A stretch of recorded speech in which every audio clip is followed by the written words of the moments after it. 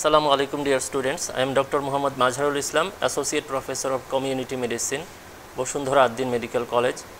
Today I shall discuss about association and causation. আমরা epidemiological study design গুলোতে দেখেছি যে case control study এবং cohort studyর ক্ষেত্রে আমরা একটা cause এবং একটা effect অর্থাৎ একটা risk factor এবং একটা তার outcome এই দুইয়ের মধ্যে অ্যাসোসিয়েশন খুঁজে পাচ্ছিলাম। সেগুলো হচ্ছে যে ধরি একজন মানুষ স্মোকিং করত, তার লাং ক্যান্সার হচ্ছে কি না, এটা আমাদের আলোচ্য বিষয় ছিল। তো যারা স্মোকার তাদের মধ্যে লাং ক্যান্সার পেশেন্ট বেশি এবং যারা নন স্মোকার তাদের মধ্যে লাং ক্যান্সার পেশেন্ট কম। এই রকম যখন আমরা পাই এটা হচ্ছে একটা অ্যাসোসিয়েশন। কিন্তু আমরা সব সময় বলতে পারি না যে লাং ক্যান্সারের কারণেই ঘটনাটা ঘটেছে কিনা। ক্যান্সারটা লাং ক্যান্সারের যে ঘটনাটা এই ঘটনাটা স্মোকিংয়ের কারণে কিনা নাকি এটা একটা পাশাপাশি ঘটনা, সেটাই হলো আমাদের আলোচ্য বিষয়। এটাকে আমরা বলছি অ্যাসোসিয়েশন এবং কজেশন। সকল অ্যাসোসিয়েশন কজাল না। যেমন ধরি আমরা স্পিউরিয়াস অ্যাসোসিয়েশনের কথা জানি, বাংলায় আমরা বলতে পারি কাকতালীয় ঘটনা।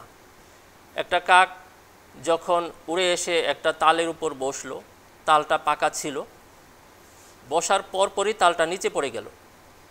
এখন কাকটা যদি না বসতো তাহলেও তালটা পড়ার কথা ছিল। কাকটা বসেছে, তার পরপরই তালটা পড়েছে। এখন কাকের বসা এবং তালের পড়া দুইটা ঘটনা অ্যাসোসিয়েটেড বাট কজাল না। কাকের ভারে তালটা পড়ে নাই। তো এই ঘটনাকে আমরা বলছি কাকতালীয় ঘটনা বা spurious association. আমরা আরেকটা উদাহরণ দেখি। Perinatal mortality rate is higher in hospital delivery than home delivery. Home ডেলিভারির ক্ষেত্রে নবজাতকের মৃত্যুর সংখ্যা কম, হসপিটাল ডেলিভারির ক্ষেত্রে নবজাতকের মৃত্যুর সংখ্যা বেশি পাওয়া যায়। তার মানে এই নয় যে হসপিটালে গেলে শিশুগুলো মরে যাচ্ছে। এর কারণ হচ্ছে কমপ্লিকেটেড কেসগুলো হসপিটালে বেশি যাচ্ছে এবং সিম্পল কেসগুলি হোম ডেলিভারি বেশি করে। এই কারণে দেখা যায় যে হসপিটালে শিশু মৃত্যু বা নবজাতকের মৃত্যুর সংখ্যাটা বেশি পাওয়া যায়। অর্থাৎ hospital is not the cause is the complication. তাহলে হসপিটালের সাথে অ্যাসোসিয়েশন পাচ্ছি আমরা, এই অ্যাসোসিয়েশনটা কজাল নয়। আরেকটা হচ্ছে ইনডাইরেক্ট অ্যাসোসিয়েশন। উদাহরণ হচ্ছে অল্টিটিউড অ্যান্ড গয়টার। হায়ার অল্টিটিউডে যারা বসবাস করেন, পাহাড়ি এলাকায় পাহাড়ের উপরে যারা বসবাস করেন তাদের মধ্যে গয়টার বেশি পাওয়া যায়। সমতল ভূমিতে নিচু ভূমিতে যারা বসবাস করেন তাদের মধ্যে গয়টার কম পাওয়া যায়। তাহলে কি আমরা ধরে নিব যে পাহাড়ে বসবাস করলে গয়টার বেশি হয়? উচ্চতাই কি গয়টারের কারণ? সমুদ্রপৃষ্ঠ থেকে বেশি উঁচুতে বসবাস করাই কি গয়টারের কারণ? না, গয়টারের কারণটা অন্য জায়গায়। সেটা হচ্ছে পাহাড়ের উপরে যেসব সবজি এবং ফসল ফলে সেগুলোতে আয়োডিনের পরিমাণ কম থাকে। নিচু ভূমিতে এবং সমভূমির মাটিতে আয়োডিন বেশি থাকে, ফসলের মধ্যে সবজির মধ্যে ফলমূলের মধ্যে আয়োডিনটা বেশি থাকে। ফলে নিচু ভূমিতে যারা বসবাস করেন তাদের মধ্যে গয়টার কম থাকে। তাহলে গয়টারের কারণটা কোথায়? উচ্চতা নয়, গয়টারের কারণটা হচ্ছে availability of iodine in food বা lack of iodine in food, এইটাই হচ্ছে কারণ। তাহলে অল্টিটিউডের সাথে যে আমরা অ্যাসোসিয়েশনটা পেলাম সেই অ্যাসোসিয়েশনটা কজাল ছিল না। এখন আমরা আসি ডাইরেক্ট অর কজাল অ্যাসোসিয়েশনটা কীরকম। এর মধ্যে দুই রকম আমরা পাই। একটা হচ্ছে ওয়ান টু ওয়ান অ্যাসোসিয়েশন। সেটা কীরকম? ভিব্রিও কলেরি যদি কেউ পান করে তার খাবারের সাথে বা পানির সাথে, তাহলে সেই লোকটার কলেরা হচ্ছে। So presence of Vibrio colliery and development of cholera, এই দুইটা অ্যাসোসিয়েটেড। এটা হচ্ছে ওয়ান টু ওয়ান অ্যাসোসিয়েশন এবং এই অ্যাসোসিয়েশনটা হচ্ছে কজাল অ্যাসোসিয়েশন। এর মধ্যে আরেকটা ব্যাপার হচ্ছে সাফিসিয়েন্ট কজ এবং নেসেসারি কজ। আমরা বলে থাকি যেই মাইক্রো অর্গানিজম দিয়ে ডিজিজটা প্রডিউস হচ্ছে সেই মাইক্রো অর্গানিজমের প্রেজেন্সটা হচ্ছে নেসেসারি কজ, আর সাফিসিয়েন্ট কজ হচ্ছে other factors like socio economic factors. যারা লেখাপড়া কম জানে, অ্যাওয়ারনেস কম, অপরিষ্কার থাকে, low socio economic condition, poor, poverty, overcrowding, এই ধরনের যারা, এবং যাদের স্যানিটেশন সমস্যা, প্রপার ফুড হাইজিনের সমস্যা, তারপর সেফ ড্রিঙ্কিং ওয়াটারের ঘাটতি, এই সব জায়গাতে কলেরা বেশি হয়। তাহলে এই যে ফ্যাক্টরগুলোর কথা বললাম, এই ফ্যাক্টরগুলি আসলে সাফিসিয়েন্ট কজ, নেসেসারি কজ না। নেসেসারি কজ হচ্ছে presence of vibrio in food ও ড্রিঙ্ক। তাহলে আমরা দেখতে পাচ্ছি 1-to-1 অ্যাসোসিয়েশনটা হচ্ছে কজাল, এবং এর মধ্যে নেসেসারি কজ এবং সাফিসিয়েন্ট কজের ব্যাপার আছে। আরেকটা অ্যাসোসিয়েশন হচ্ছে মাল্টিফ্যাক্টোরিয়াল অ্যাসোসিয়েশন, সেটাও ডাইরেক্ট অর কজাল। যেমন একজন মানুষের ইসকেমিক হার্ট ডিজিজ হলো, সেই হার্ট ডিজিজের পিছনে অনেকগুলো কারণ থাকে, তার ওবেসিটি, তার সেডেন্টারি লাইফস্টাইল, এই ধরনের যে ব্যাপারগুলো থাকে, food habit, excessive food intake, excessive salt intake, এই ধরনের যে ফ্যাক্টরগুলো, সেগুলো সবাই মিলেমিশে ডিজিজটাকে প্রডিউস করছে। এখানে কোনো মাইক্রো অর্গানিজম নাই, 1-to-1 কজেশন নাই, একটা স্পেসিফিক ফ্যাক্টর দিয়ে ডিজিজটা হচ্ছে না, বা একটা স্পেসিফিক কজেটিভ এজেন্ট দিয়ে ডিজিজটা হচ্ছে না, মাল্টিপল ফ্যাক্টর মিলেমিশে ডিজিজটাকে ঘটাচ্ছে। এটাও কজাল, বাট এটা হচ্ছে মাল্টিফ্যাক্টোরিয়াল কজেশন।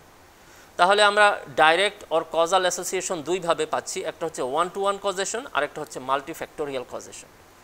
এখন আমাদের কথা হচ্ছে কোনো একটা অ্যাসোসিয়েশন কজাল কি না, সেটা আমরা কিভাবে নির্ণয় করি। লিওন গর্ডিস তার এপিডেমিওলজির বইতে লিখেছেন যে অ্যাটলিস্ট 9টা ধাপ পর্যায়ক্রমে যদি আমরা যাচাই করি, যাচাই করার পরে আমরা বলতে পারবো যে অ্যাসোসিয়েশনটা কজাল কি না। যেমন নাম্বার 1 হচ্ছে টেম্পোরালিটি অফ রিলেশনশিপ। দুইটা ঘটনার মধ্যে কোনটা আগে ঘটবে এবং কোনটা পরে ঘটবে, এটা একটা ব্যাপার। স্মোকিং 20 বছর করার পরে ক্যান্সার ডেভেলপ করলো, আগে স্মোকিংটা হতে হবে, পরে ক্যান্সারটা হতে হবে। যদি আগেই তার মধ্যে ক্যান্সারের প্রক্রিয়া শুরু হয়ে গিয়ে থাকে, পরে সে স্মোকিং শুরু করেছিল, তাহলে আমরা বলতে পারবো না যে এই স্মোকিং এবং এই ক্যান্সারের মধ্যে কজাল অ্যাসোসিয়েশন আছে। অ্যাসোসিয়েশনটা কজাল হবার জন্য প্রথমে তার স্মোকিং করতে হবে, তারপরে ক্যান্সার ডেভেলপ হতে হবে। দিস ইজ টেম্পোরালিটি, আগে পরে হবার ব্যাপার। কোনটা আগে হলো, কোনটা পরে হলো, আগে হবে কজ, পরে হবে ইফেক্ট। এটা হলো 1 নাম্বার ধাপ। 2 নাম্বার হচ্ছে স্ট্রেংথ অফ অ্যাসোসিয়েশন। অ্যাসোসিয়েশনটা কখন স্ট্রং হবে? যখন আমরা দেখি যে একজন স্মোকার যে দৈনিক 2টা সিগারেট পান করত ভার্সাস আরেকজন স্মোকার যে দৈনিক 10টা সিগারেট পান করত, এই দুইটার মধ্যে যারা কম সিগারেট পান করত তাদের মধ্যে ক্যান্সারওয়ালা রোগীর সংখ্যা কম পাওয়া যাচ্ছে, যারা বেশি বেশি সিগারেট পার ডে কনজাম্পশন করত তাদের মধ্যে ক্যান্সারওয়ালা সংখ্যা বেশি পাওয়া যাচ্ছে। This is strength of association. যত বেশি স্মোক তত বেশি ক্যান্সার। সো এখানে একটা স্ট্রেংথের ব্যাপার আছে, এবং এটা হচ্ছে ডোজ রেসপন্স রিলেশন। যত বেশি আমি ডোজ দিব তত বেশি রেসপন্স হবে। এই হলো আমাদের ডোজ রেসপন্স রিলেশনশিপ। এবং স্ট্রেংথ অফ অ্যাসোসিয়েশন হচ্ছে অ্যাসোসিয়েশনটা আমার মোর দেন 1 হওয়া লাগবে। লাইক আমরা যখন পড়েছিলাম অ্যানালাইটিক্যাল এপিডেমিওলজি, সেখানে আমরা বলেছিলাম যে কেস কন্ট্রোল এবং কোহর্ট স্টাডির ক্ষেত্রে আমরা রিলেটিভ রিস্ক এবং অডস রেশিও দেখি। সেখানে যদি আমাদের অডস রেশিও বা রিলেটিভ রিস্ক 2 হয় তাহলে কিছুটা স্ট্রং, 3 হলে আরও স্ট্রং, 4 হলে আরও স্ট্রং। তো 1-এর চাইতে যত বেশি হবে তত বেশি স্ট্রং। সো এই অ্যাসোসিয়েশনটা আমরা বলছি স্ট্রেংথ অফ অ্যাসোসিয়েশন। তাহলে আমরা নাম্বার 2-তে বললাম স্ট্রেংথ অফ অ্যাসোসিয়েশন, এবং নাম্বার 3 হচ্ছে ডোজ রেসপন্স রিলেশনশিপ। নাম্বার 4 হচ্ছে রেপ্লিকেশন অফ দি ফাইন্ডিংস, অর্থাৎ ফাইন্ডিংসটা বিভিন্ন জনপদের উপরে একইভাবে রেপ্লিকেট করা যায়। বাংলাদেশিদের উপরে যদি আমি স্টাডি করি, দেখি স্মোকিংয়ের সাথে ক্যান্সারের অ্যাসোসিয়েশন পাচ্ছি, ইন্ডিয়াতে করলেও পাচ্ছি, ইউএসএতে করলেও পাচ্ছি, জাপানে করলেও পাচ্ছি, রেপ্লিকেশন করা যায়। একই ঘটনা নানান জায়গাতে একই ফলাফল দিচ্ছে। এইটা হলো 4 নাম্বার এবং এটাও একটা কজাল অ্যাসোসিয়েশনের আরেকটা প্রমাণ। 5 নাম্বার হচ্ছে বায়োলজিক্যাল পসিবিলিটি। আমি যখন একটা কেমিক্যাল এজেন্ট শরীরে গ্রহণ করলাম, like chemical agents present in smoking, cigarette, tobacco, এগুলি যখন আমার শরীরের মধ্যে প্রবেশ করলো, তারা ভিতরে গিয়ে কি কি টিস্যু লেভেলে এবং সেলুলার লেভেলে, বায়োলজিক্যাল লেভেলে কি কি পরিবর্তন ঘটায় এবং সেই পরিবর্তনের দ্বারা কিভাবে ক্যান্সারটা ডেভেলপ করে, এই যে বায়োলজিক্যাল ঘটনাবলী ঘটে, এগুলা যদি যৌক্তিক হয় তখন আমরা বলবো this association is causal, otherwise বলতে পারবো না। 6 নাম্বার হচ্ছে consideration of alternate explanation. Cancer হবার পিছনে আরও যদি অন্যান্য এক্সপ্লেনেশন থাকে সেটাও যাচাই বাছাই করে দেখতে হবে, like other exposure, like other factors. সেই সব ফ্যাক্টর দিয়ে যদি তার ক্যান্সার হবার সম্ভাবনা থেকে থাকে সেটাও যাচাই করতে হবে, কারণ একজন মানুষ শুধু একটা ফ্যাক্টরের প্রতি এক্সপোজড হয় না, তার জীবনে বহু ধরনের ফ্যাক্টর আসে, সেগুলোও কনসিডারেশনে রাখতে হবে এবং যাচাই করে দেখতে হবে। 7 নাম্বার হচ্ছে সিজেশন অফ এক্সপোজার। যদি আমরা করি, এক্সপোজার যদি সিজ করি তাহলে কিন্তু আউটকাম সিজ হবে বা কমে যাবে। যারা স্মোকিং করতো তাদের ক্যান্সারের প্রক্রিয়া শুরু হলো, স্মোকিং স্থগিত করার পরে তার ক্যান্সারটা অত দ্রুত আর বাড়ছে না, এরকম ব্যাপারটা যদি ঘটে তাহলে সেটাকে আমরা কজাল বলতে পারবো। 8 নাম্বার হচ্ছে কনসিস্টেন্সি উইথ আদার নলেজ। আদার যত নলেজ আছে, ফিজিওলজিক্যাল এবং বায়োকেমিক্যাল যত ঘটনা বডিতে ঘটে, সব কিছু কনসিডারেশন করতে হবে এবং সবগুলোর সাথে যাচাই করে যৌক্তিক প্রমাণ দাঁড় করাতে হবে।